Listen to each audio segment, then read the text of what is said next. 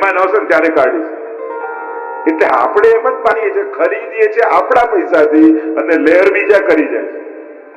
કારણ કે આપણા જીવનમાં જે સારું લાવ્યા એ બીજો જોઈને રાજી થઈ પ્રભાવિત થઈને જાય એના માટે.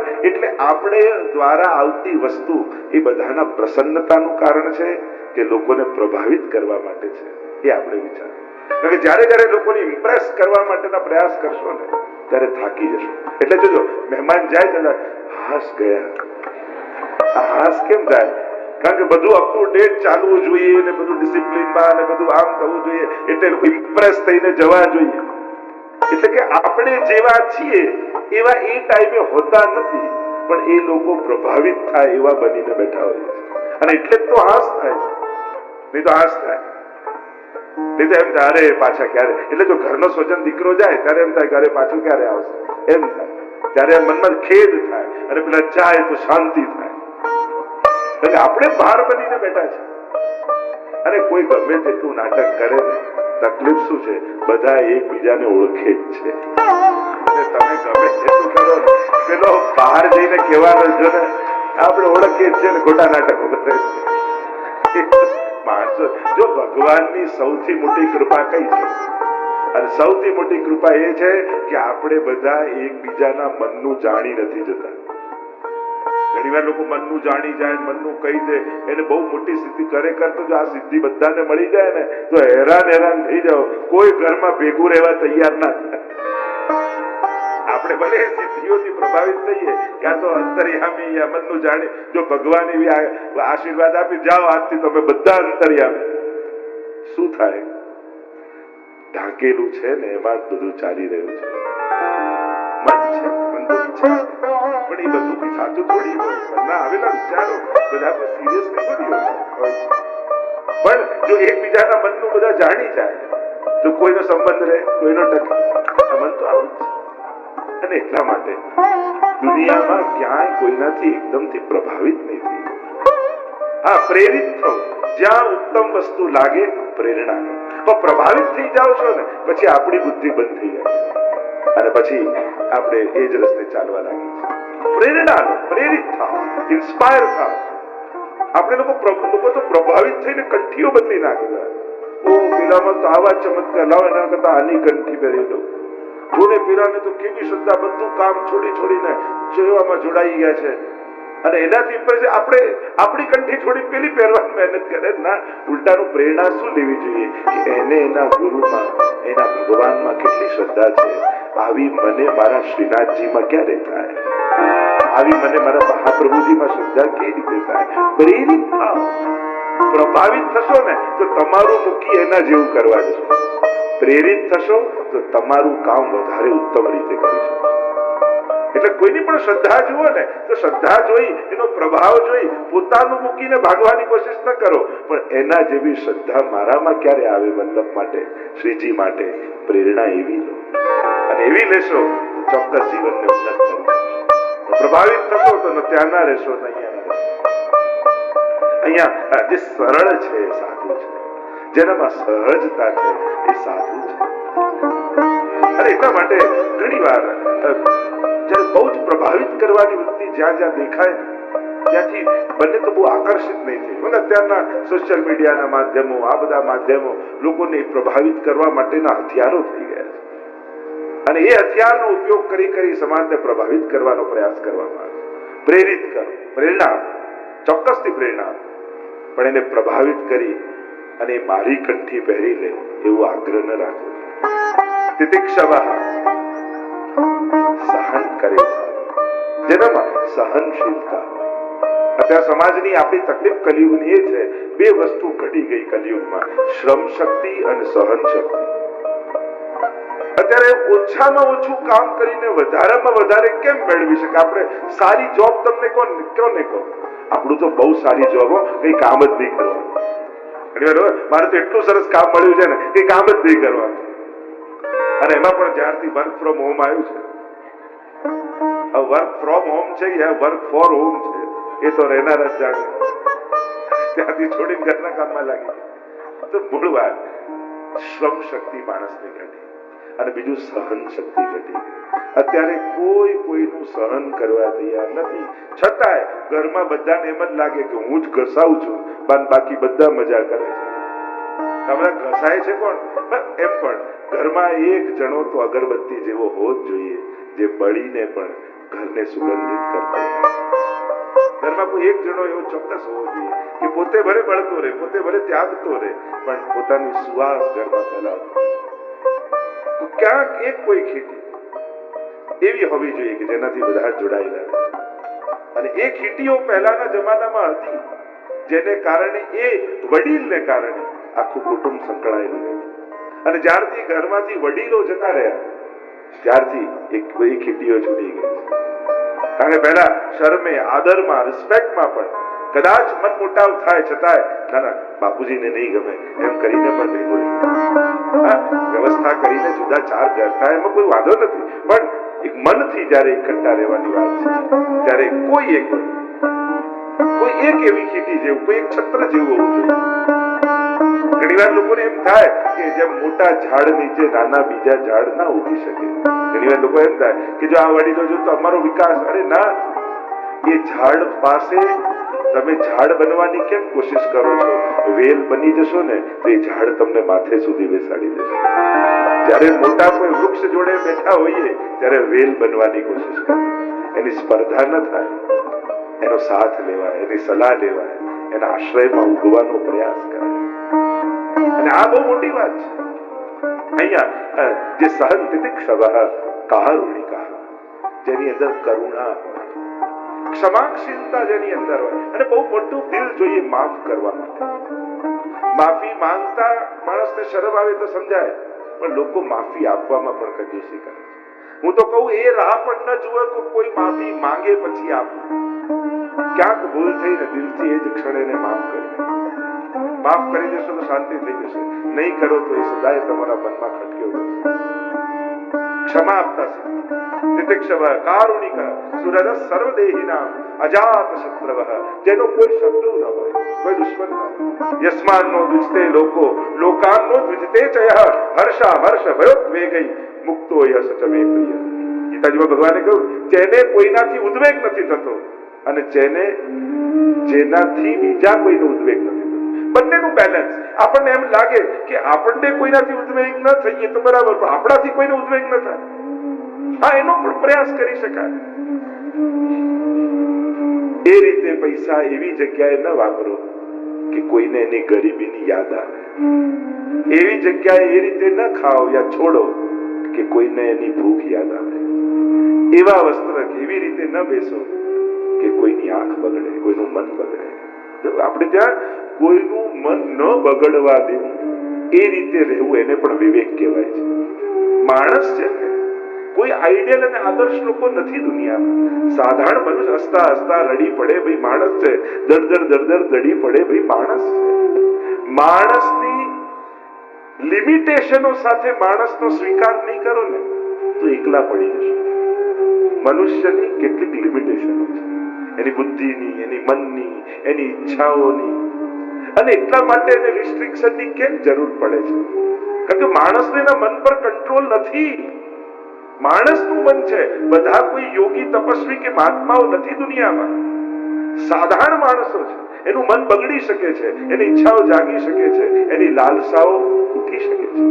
માણસ છે ને, અને આપણે એને આઈડિયલ કે ના તમારું મન ન બગડવું જોઈએ, તમારે આમ રાખવું, તમારે સમાજ પર જે આરોપ મૂકવામાં આવે તો એ પણ એક વિવેક. બંને બેલેન્સ રાખીને સમજવાની, સમાજને સ્વીકારવાની જરૂર છે. બંને તરફથી જયારે પ્રયાસ થોડા થાય છે ત્યારે સમાજમાં શિસ્ત જળવાય છે.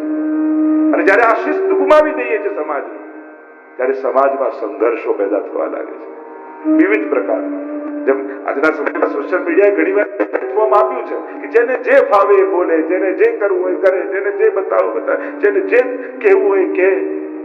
એ કદાચ સમાજ માટે સારું નથી, પણ દરેકને આ રીતે ઘણી વાર નાદાન લોકો બહુ મોટિવેટ થઈ જાય ને તો એ સમજદાર કરતા વધારે ખતરનાક થઈ જાય, એ દુશ્મન કરતા વધારે ખતરનાક થઈ જાય. ઘણી વાર જો નાદાન વ્યક્તિઓ જયારે બહુ મોટિવેટ ને બહુ ઉત્સાહમાં આવી જાય ઘણી વાર મોટા મોટા પદો રોકી લે, મહત્વના કામોની જવાબદારીઓ લઈ લે. હું કરી લઈશ, શું કરે ભાઈ, એનામાં આવડત છે, યોગ્યતા છે, ખાલી ઉત્સાહ જ પૂરતો નથી હોતો, એની આવડત પણ હોવી જોઈએ કામ પૂરું. એક વસ્તુ યાદ રાખ, ભોળાનો ભગવાન હોય, મૂર્ખાનો ભગવાન ના હોય.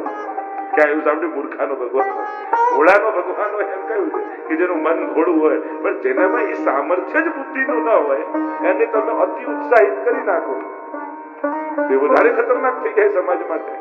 અને એટલા માટે યોગ્યતાનો વિચાર આપણે પ્રોત્સાહન છે, પણ યોગ્યતા પણ છે.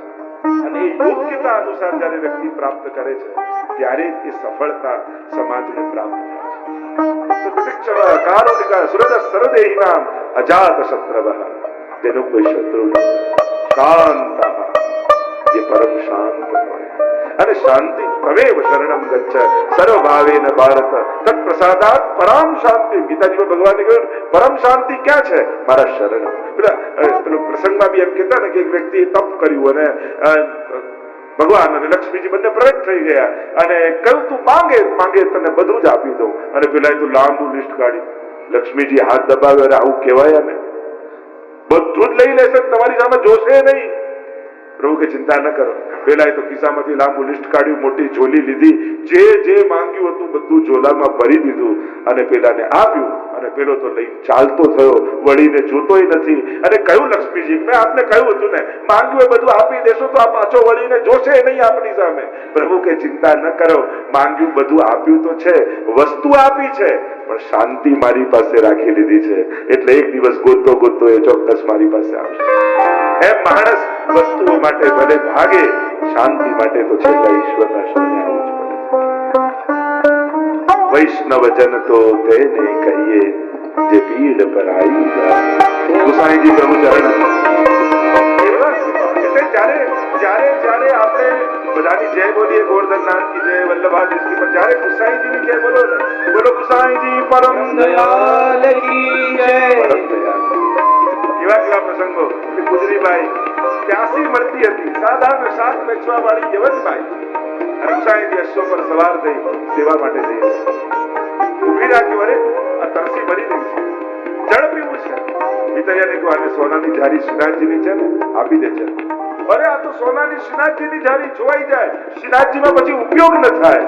કહ્યું કે અત્યારે શ્રીનાથજી મને આની અંદર દેખાય, અત્યારે આને જારીની જરૂર છે, આને જલ પીવડાવો તો મારો શ્રીનાથજી બાબા આમ પડે તૃપ્ત થઈ જશે. પરમ દયાળ. રોજ પરિક્રમા એક વૈષ્ણવ ગિરિરાજજી નીકળતો, રોજ ત્યાંથી ગુસાઈજી પસાર થાય, પણ ક્યારે એની સામે જુએ નહીં, હસે નહીં. ગિરાને એમ હંમેશા તાપ રહે કે ગુસાઈજી ક્યારેક દ્રષ્ટિ કરે, કેવો આનંદ થાય, ક્યારેક જુએ નહીં આમ. અને એકવાર ત્યાંથી શોભાયાત્રા નીકળવાની, અને એને વિચાર આવ્યો કે આટલા કાંટા કાંકરા ગિરિરાજજીની તળેટીમાં છે, આજે પરિક્રમા રહેવા દઉં, થોડો રસ્તો ચોખ્ખો કરી દઉં તો વૈષ્ણવોને શ્રમ ન પડે, શોભાયાત્રા નીકળી જાય ને વાગે નહીં. અને આજે પરિક્રમા છોડી આખો રસ્તો ચોખ્ખો કર્યો અને ગુસાઈજી ત્યાંથી પધાર્યા. પેલો વૈષ્ણવ દૂર ઉભો હતો, એને બોલાવ્યો, અહીંયા તો નિકટ આવ્યો, દંડવત કર્યા. ગુસાઈજીએ પ્રેમથી માથે હાથ મૂકીને આશીર્વાદ આપ્યો. વિરાજ કે ચહેરા એક પ્રશ્ન છે, હા શું? રોજ હું પરિક્રમા કરતો, પણ ક્યારે મારી સામે આપ જોતાય નહીં, અને આજે મારા માથે કૃપાથી હાથ મૂક્યો, આવું કેવું? ત્યારે ગુસાઈજીએ કહ્યું, રોજ તું પરિક્રમા કરતો, પણ એ તારા માટે કરતો. આજે વૈષ્ણવના સુખનો વિચાર તે કર્યો છે, એટલે હું તારા. આવા સાધુ પુરુષો, આવા વૈષ્ણવો, એ તો ચાલતા પડતા તીરથ છે. ક્યાંક એમની પરિક્રમા કરી લો ને તો એ 84 લક્ષ તીર્થોની પરિક્રમા થઈ ગઈ. સાધુ પુરુષોના લક્ષણ બતાવ્યા. આગળ ભક્તિના સ્વરૂપનો પ્રશ્ન કર્યો કે ભક્તિનું સ્વરૂપ શું છે. 4 પ્રકારની ભક્તિ અને ભક્તોની ચર્ચા કરી, તામસ, રાજસ, સાત્વિક અને નિર્ગુણ. જે વેર ભાવે ભગવાનને ભજે છે ને તામસ ભક્તો છે. જો ભાગવત ભક્તિનો ગ્રંથ છે એનું પ્રમાણે એ કંસને પણ ભક્ત કહે છે, રાવણને પણ ભક્ત કહે છે, શિશુપાલને પણ ભક્ત કહે છે, પણ તામસ ભક્ત. એમણે વેર ભાવે ભગવાનને ભજ્યા એમ કહેવાય. જો ભગવાન સાથે જોડાયેલો કોઈ પણ ભાવ એ દુર્ભાવ કહેવાતો નથી, એ ભાવનું એક રૂપ કહેવાય છે. ભલે વેર કર્યો પણ એને પણ તામસ ભક્ત કર્યો. કોઈ પણ એટલે ત્યાં પ્રશ્ન જયારે રાસ પંચાધ્યાયમાં આવે છે કે જયારે ગોપીજનો દોડે છે પ્રભુને મળવા માટે, અને ત્યારે परीक्षित महाराज प्रश्न करे છે કે गुरुदेव ये तो कांत भाव से भाग रही है गोपियां, फिर भी प्रभु ने कृपा क्यों की उन पर? तब सुखदेव जी ने कहा महाराज कौन से भाव से भाग रही हैं ये मत देखो, कौन की और भाग रही है, ये तो पारस मणि है, स्पर्श करके सोना बना दे। भगवान साथे कामम क्रोधम भयम स्नेहम ऐक्यम सौहृदमेव च नित्यम हरो विदधतो यान्ति तन्मयतामेते।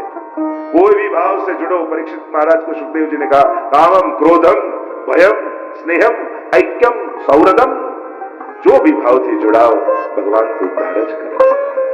तो आ तामस भाव એટલે વેર ભાવ, એટલે કે એવો વેર જોડે, જો વેર કરવો તો ભગવાન જોડે કરો, ના માનના નથી, પણ એવો વેર કરો કે એના સિવાય કોઈ યાદ જ ના આવે, તો એ વેર પણ ઉદ્ધારનું કારણ બની જશે।